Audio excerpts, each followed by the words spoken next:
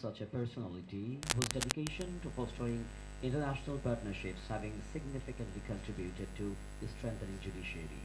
Now, may I please welcome Ms.Maria Stridsman, Head of Corporation, Embassy of Sweden, to have a few words with us. Honorable Chief Justice Dr. Ahmed, Honorable Judge Mr. Islam, the most senior judge in the Appellate Division of the Supreme Court, Mr. Stefan Liller, the resident representative of UNDP, distinguished guests, ladies and gentlemen. Some months back, I was invited to a dinner at the Honorary Consul of Estonia. It was a small dinner and some of the guests arrived late, so I was fortunate. I got some time to myself with Chief Justice. And that night you shared your vision with me and the changes that you wanted to achieve in Bangladesh. You talked about the judicial reform, you talked about all the positive changes that you wanted to bring to Bangladesh.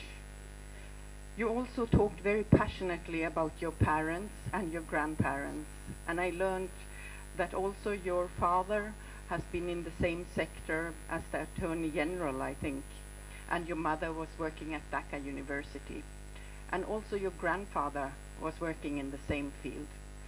So I learned that this was much more than a job to Chief Justice, and I think that we have all seen the evidence of that today. So that night made a big impression on me. It's very rare that you meet such a passionate, knowledgeable and engaged person. And immediately the following day, I started looking at the figures of our budgets and I started talking to my colleagues in the embassy. Do we have the funding to support this process? We started talking to UNDP and we found the ways. And today Sweden is very proud and honored to be part of this fantastic process. And it's been a privilege for me to take part in this meeting here today.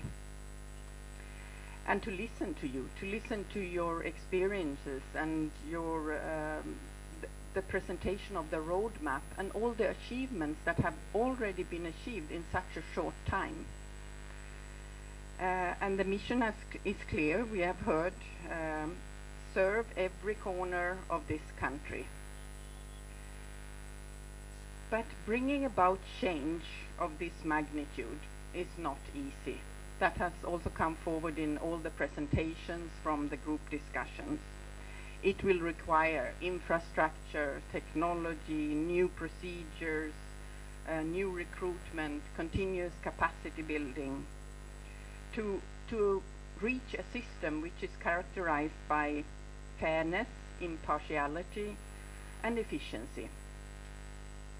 Still, I would say that that is the easy part of the reform. All these changes will meet resistance. There are actors who will lose on these changes. They will lose their position. They will lose their power, they might lose funding, and that is a very difficult part to overcome. Sometimes we might even find resistance within ourselves, not because we don't believe in this reform, but making behavioral change is the most difficult part a human being can do. If I look at myself, I'm now around 60. When did I last make a behavioral change of magnitude? It's rare. So we have to be very strong, we have to be very brave to achieve this. And then I think it's very important, it can help, and it's important that we remind ourselves that behind these figures there are actual people. Just some few examples. I know that only 1% of the rape cases under police investigation reach conviction. 1%. There are some few women in this room, but also the majority, I mean all the men, you have mothers, most of you have wives, you have sisters, and if we allow ourselves just for a some seconds to imagine the pain of being raped. And then the second pain of not achieving justice. That is unbearable.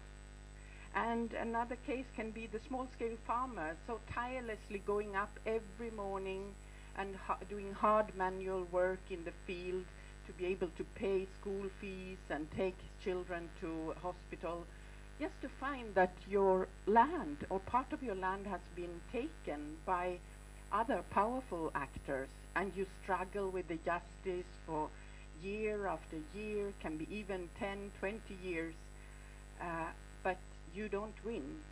Now, how do we expect these people to have hope and trust in this system? So it's important that we keep these people in mind. And I think your role here at the district level cannot be overestimated, because it's the majority of the cases is under your jurisdiction. So you will be the actors that meet people on a daily basis. And I also want to end by saying that this reform is bigger than the justice reform, because you are spearheading, you are bringing about change, and being the one that leads change, you bring hope to the people of Bangladesh, not only about the justice sector, but about the whole country. You show that it is possible. And 20 years from now, when Bangladesh is a high-income country, a rice-based country, you will sit down and you'll be able to say, tell to your great-grandchildren, I was part of making this change possible. Thank you.